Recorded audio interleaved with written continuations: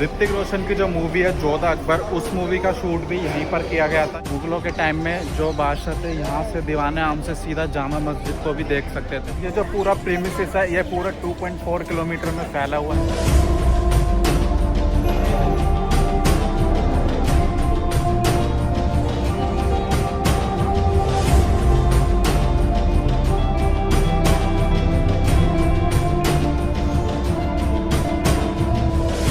Guys welcome to our new blog. तो आज मैं आया हूँ रेड फोर्ट घूमने अविनाश भाई के साथ। ये जो रेड फोर्ट है ये बनवाया था शाहजहां ने 1638 में बनवाया था एंड 10 साल बाद ये बनकर रेडी हो गया था। इसके जो आर्किटेक्चर थे उनका नाम था उस्ताद अहमद लाहौरी, इसलिए इस वाले गेट का नाम भी इन्होंने लाहौरी गेट रखा हुआ है। ये जो रेड फोर्ट है ये पुरानी दिल्ली यानी ओल्ड दिल्ली में पड़ता है एंड इसको वर्ल्ड हेरिटेज मोन्यूमेंट में भी गिना जाता है। अब हमारा भी फर्स्ट टाइम है इस लाल किले के अंदर। अब अंदर जाकर देखते हैं क्या क्या चीजें हमें देखने को मिलती है, क्या क्या इंटरेस्टिंग एंड हिस्टोरिकल चीजें हमें देखने को मिलती है। मैं सारी चीजें आपको इस व्लॉग में दिखाता रहूंगा। रेड फोर्ट आने के लिए सबसे अच्छा साधन है दिल्ली मेट्रो।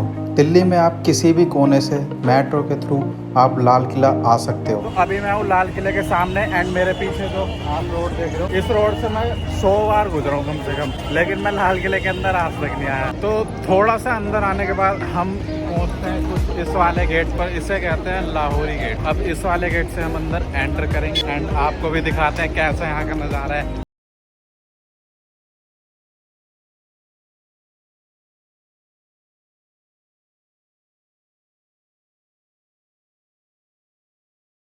अभी हम लाल किला आए हैं ना, तो भाई ने भी लाल पहन रखी है शर्ट और अभी हमें लाहौरी गेट के बिल्कुल पीछे। वैसे मैं तो फर्स्ट टाइम आ रहा हूँ लाल किले के अंदर, देखते हैं कैसा यहाँ का एक्सपीरियंस रहता है कैसा नहीं। एंड यहाँ से लाइन लग रही है, शायद यहाँ से लाइन में लगकर देखते हैं अंदर कहाँ से जाते हैं कहाँ से नहीं।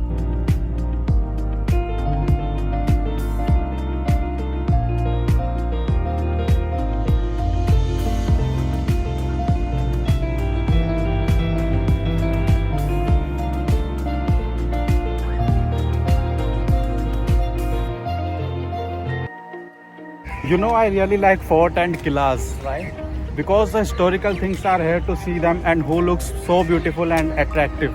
रिपब्लिक डे वाले दिन यानी 26 जनवरी वाले दिन इस वाली सीढ़ियों से जाकर यहाँ से जाकर एंड वहाँ पर झंडा फहराया जाता है मोदी जी द्वारा।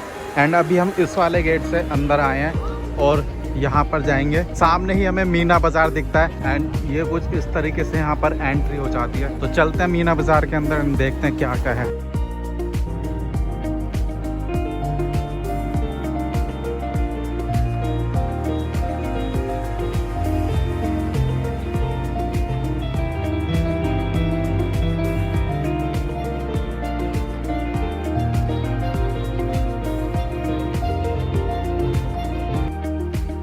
अभी हम मीना बाजार में, दिल्ली का जो सबसे फेमस बाजार है मीना बाजार। मीना बाजार की हिस्ट्री जो है वो भी मैं आपको इस वीडियो में भी बताने वाला हूँ। मुगलों के शासन में मीना बाजार में बस महिलाओं को आने दिया जाता था एंड मीना बाजार को छत्ता बाजार भी बोला जाता है। इस मीना बाजार को खुश रोज के नाम से भी जाना जाता था, यानी कि खुशी का दिन। और ये जो आप बिल्डिंग्स देख रहे हो, मुगलों के शासन में यहाँ पर पूरी पेंटिंग्स वगैरह होती थी। जैसे ये देखो आपको सामने यहाँ पर दिख रही होगी, तो उस टाइम पर यहाँ इस पूरी दीवारों पर पेंटिंग होती थी एंड मोती डायमंड वगैरह भी हुआ करते थे। लेकिन वो सब अब हटवा दिए गए हैं ब्रिटिशर्स के राज में, क्योंकि ये बाजार सिर्फ महिलाओं के लिए बनवाया गया था। इस वजह से यहाँ पर आपको मोस्टली सामान जो है महिलाओं के ही मिलेंगे, बॉयज के सामान यहाँ पर बहुत कम है। तो इस मीना बाजार में से निकलकर हम आते हैं इस वाली म्यूजियम में। इसको म्यूजियम बोला जाता है। 1857 में जब ब्रिटिश आर्मी यहाँ पर आई थी तो इस पूरी बिल्डिंग को डिमोलाइज कर दिया गया था। तो इस म्यूजियम के अंदर सारी 1857 की चीजें आई थिंक मेरे हिसाब से होंगी। अभी हम जाकर देखते हैं क्या है अंदर क्या नहीं। तो ये जो गार्ड अंकल खड़े हैं इन्होंने अभी बताया कि अभी यहाँ पर रिस्टोरेशन वर्क चल रहा है, तो इस वजह से अभी हम अंदर नहीं जा सकते। तो इस दरवाजे से अभी हम एंटर करेंगे। इसका नाम है नौबत खाना। ये जो पूरा प्रीमिसेस है ये पूरा 2.4 किलोमीटर में फैला हुआ है। नौबत खाने का मतलब होता है ड्रम हाउस। ड्रम हाउस का मतलब है जैसे कोई बादशाह वगैरह या कोई भी आता था इस गेट से जब अंदर जाता था तो यहाँ पर ढोल नगाड़े बजते थे। ये जो ऊपर मेरे आप गेट देख रहे हो ना, ये गेट, ये खिड़कियाँ, यहाँ से ढोल नगाड़े बजाए जाते थे जब कोई यहाँ से एंटर होता था दीवाने आम के अंदर। सामने जो आपको दिख रहा है वो है दीवाने आम, जहाँ पर बादशाह जाकर बैठा करते थे, अपनी प्रजा से बातचीत करते थे। वो जगह भी मैं आपको अभी जाकर दिखाऊंगा। यहाँ से दो रास्ते हैं यार, यहाँ से भी जा सकते हैं एंड इस नौबत खाने से भी जा सकते हैं। कुछ लोग यहाँ से भी जा रहे हैं लेकिन हम जाएंगे यहाँ से।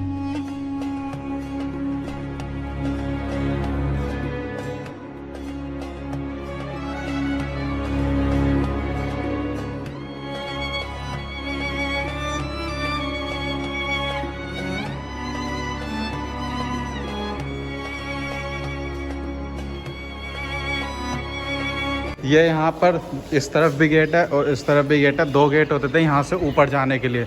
जो ढोल नगाड़े वाले लोग थे यहाँ से ऊपर जाके बजाया करते थे। ये रास्ता इन्होंने जो बंद कर रखा है सीधा दीवाने आम में जाता है, यहाँ से लोग भाग जाया करते थे उस टाइम पे। इस नौबत खाने में से आम जनता जो थी वो पैदल आती थी एंड जो रॉयल फैमिली होती थी वो आती थी हाथी और घोड़ों पे बैठ के। ये लाल किला तो बाहर से लाल है लेकिन अंदर से वाइट है। शाहजहां जो थे वो सारी इमारतें वाइट बनवाते थे, ताजमहल भी जैसे वाइट था तो इस वजह से ये भी उसी वाइट मार्बल से बनवाया गया है। थोड़ी थोड़ी जगह पे जो वाइट मार्बल है वो भी ताजमहल वाला ही संगमरमर का मार्बल है। बादशाह जो थे वो खुदा की परछाई यहाँ पर माना करते थे, तो इस वजह से 99 करके जो पिलर हैं ये टोटल 18 कुछ ऐसा कुरान में बताया जाता है। टोटल 99 नाम है अल्लाह के कुरान में। बादशाह जो थे यहाँ पर बैठ के आम जनताओं को इंसाफ दिया करते थे। 9 नंबर जो है बहुत ही महत्वपूर्ण माना जाता है हिंदू धर्म में। ये बिल्डिंग जो है वाइट हुआ करती थी उस टाइम पर, अब जो है इसको लाल कर दिया गया है। दीवाने आम इसे बताया जाता है। मुगलों के टाइम में जो बादशाह थे यहाँ से दीवाने आम से सीधा जामा मस्जिद को भी देख सकते थे।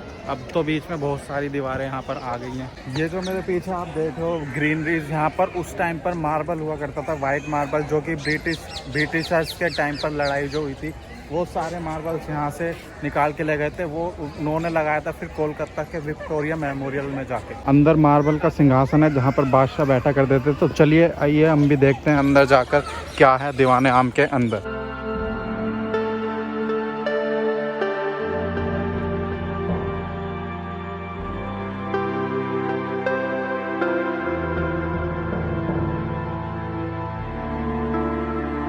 ये जो रास्ता है जहाँ से नौबत खाने से अभी हम निकल कर आए हैं और अभी हम आ गए हैं दीवाने आम में। ऋतिक रोशन की जो मूवी है जोधा अकबर, उस मूवी का शूट भी यहीं पर किया गया था। ये दीवाने आम है, वहाँ पर जो बादशाह थे वो वहाँ पर बैठा करते थे एंड ऋतिक रोशन को भी वहीं पर बैठ कर दिखाया हुआ था।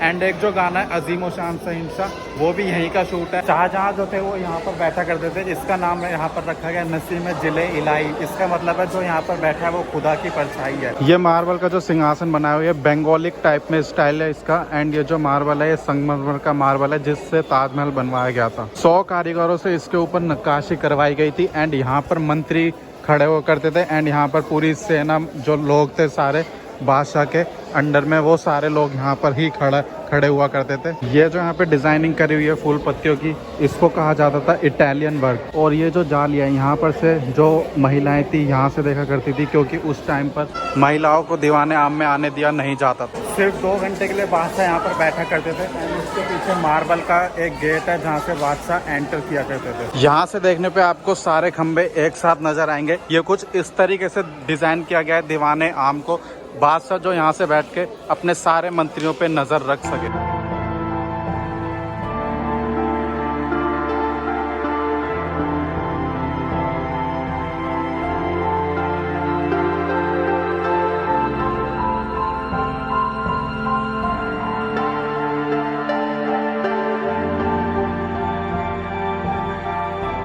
मुगल शासन में ऐसा होता था, ये दीवाने आम की जो ये वाली दीवार है, ये वाली जो दीवार है ना, इस दीवार से इस तरफ लोगों को आने नहीं दिया जाता था।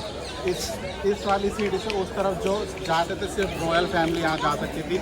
आम लोगों को यहाँ से इस तरफ नहीं जाने दिया जाता था। आम लोगों के लिए सिर्फ दीवाने आम तक ही आने दिया जाता था। ये जो गेट आप देख रहे हो, ये वाला गेट, इस गेट से जो बादशाह थे दीवाने आम में अपनी जगह पर जाकर बैठा करते थे। एंड ये जो पूरा एक देख रहे हो ये पूरा मार्बल का हुआ करता था उस टाइम पर। अब सारे मार्बल जो है निकलवा दिए गए हैं ब्रिटिशर्स के राज में। अब सिर्फ एक वाइट पेंट रह गया यहाँ पर और कुछ नहीं। ये जो मेरे पीछे आप देख रहे हो, इस जगह पर सैनिक खड़े रहते थे बादशाह की सिक्योरिटी के लिए। एंड वो जो गेट आपको दिख रहा होगा, उस गेट के उस तरफ है दीवाने आम, जहाँ से अभी मैंने आपको दीदार कराया है। ये जो मेरे पीछे आप अभी तालाब देख रहे हो, यहाँ पर यमुना नदी का पानी आया करता था इस पूरे महल के बीच में से होते हुए, और उस पानी से यहाँ पर पूरी महलों के अंदर ठंडक रहती थी। एंड ये जो आप देख रहे हो पीछे तालाब, इस तालाब में जो बादशाह थे वो यहाँ पर आके नहाया करते थे। एंड ये जो उस नहाने के बाद जो पानी था, जो वेस्टेज ना हुए, ड्रेनेज सिस्टम के द्वारा पूरे शहर में लोगों को बंटवा दिया जाता था यहाँ का पानी। और जो लोग बाग हुआ करते थे उस टाइम के, जो पानी यहाँ बंटवाया जाता था उसको वो लोग अमृत माना करते थे। ये जो आपको मेरे पीछे अभी महल दिख रहा है, ये रंग महल कहा जाता था उस टाइम। यहाँ पर एंटरटेनमेंट हुआ करता था, नाच गाने वगैरह। एंड इसके पीछे जो थी यमुना नदी थी। अब जो है यमुना नदी 1 किलोमीटर पीछे शिफ्ट हो गई है। इसके पीछे है रिंग रोड। उस रोड से भी मैं कई बार गुजरा हूँ, लेकिन आज पहली बार मैं लाल किले के अंदर आया हूँ। ये जो रंग महल है, इसका रंग महल का नाम इसलिए पड़ा क्योंकि इसके अंदर जो चित्र वगैरह बने पड़े थे वो बहुत ही रंगीन थे। एंड यहाँ पर जो डायमंड्स के एंड हीरे मोती से जो यहाँ पर सजावट हो रखी होती थी, वो जो थी सूरज की किरणों से, सूरज जो है बिल्कुल सामने से यहाँ पर पड़ता है, बिल्कुल सूरज की किरणों से जो यहाँ का जो दृश्य बनता था बहुत ही सुंदर देखने को मिलता था। अब जो है ब्रिटिश की लड़ाई में जो सारे हीरे मोतियों सब निकलवा लिए, सब जो थे लूट कर यहाँ पर ले गए थे। एंड आम जनता थी वो भी यहाँ से जो सारे हीरे मोती थे लेकर अपने घर चली जाती थी। एंड इस पूरी व्हाइट वाली दीवार पर शीशे लगवा रखे थे, ये सूरज की जो किरणें थी रिफ्लेक्ट होकर सामने की तरफ जाती थी। तो आप एक बार इमेजिन करके देखो कितना सुंदर यहाँ पर लगता होगा, इसलिए इसे रंग महल कहा जाता है। इसके उत्तर और दक्षिण विभाग को शीश महल कहा जाता था। उस तालाब में जहाँ बादशाह नहाया करते थे, वहां से जो पानी था यहाँ से जाया करता था इस वाली जगह से। एंड इसे कहा जाता है नहर ए वहिस्त, यानी स्वर्ग से बहती हुई जलधारा। ये जो थी वो उस वाली जगह से आते हुए एंड इस महल से होते हुए उधर से जाती थी।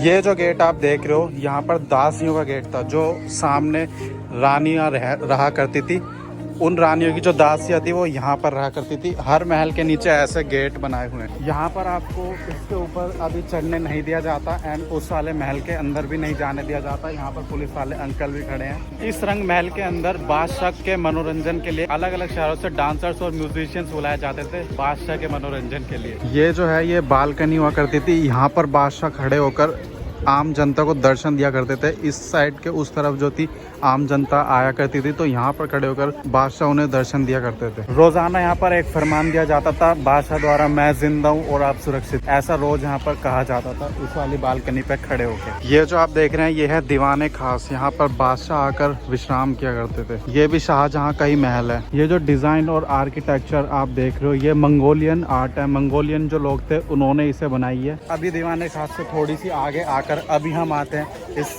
खास महल में। इसका नाम है खास महल। ये शाहजहां का पर्सनल महल हुआ करता था उस टाइम पे। यहाँ पर 3 रूम का एक ग्रुप है जहाँ पर बादशाह बैठकर इबादत किया करता था, इसलिए इसे कहा जाता है इबादत खाना। इसके अंदर 3 रूम है और वो जो 3 रूम थे वो बादशाह का शयन कक्ष था, यानी बादशाह उसे सोने के लिए यूज किया करता था। ये जो पूरा है ये संगमरमर का बना हुआ है एंड इसके अंदर एक हॉल है, वो बैठक के लिए यूज किया जाता है। यहाँ पर ऊपर की तरफ बहुत ही अच्छी डिजाइनिंग हुआ करती थी, जो कि अब समय के साथ साथ ढल चुकी है।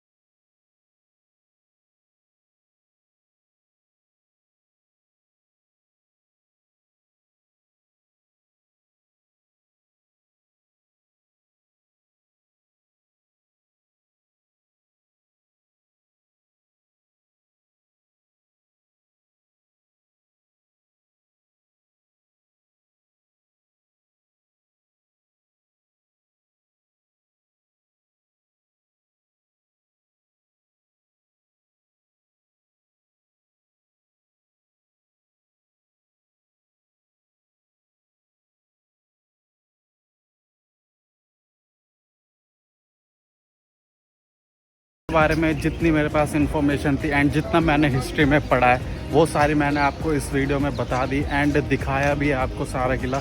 तो ये वीडियो आपको कैसी लगी, इस वीडियो को लाइक करना एंड कमेंट में ज़रूर बताना कि आपको ये वीडियो कैसी लगी। इससे हमें मोटिवेशन मिलता है नेक्स्ट वीडियो को और अच्छा बनाने के लिए। तो कमेंट में एक कमेंट करके ज़रूर जाना। एंड नेक्स्ट व्लॉग मैं सोच रहा हूँ आमेर फोर्ट का बनाऊँ। मे भी हो सकता है कि हम जयपुर जाएं आमेर फोर्ट। तो नेक्स्ट वीडियो के लिए भी आप रेडी रहना। तो मिलते हैं नेक्स्ट व्लॉग में। बाय।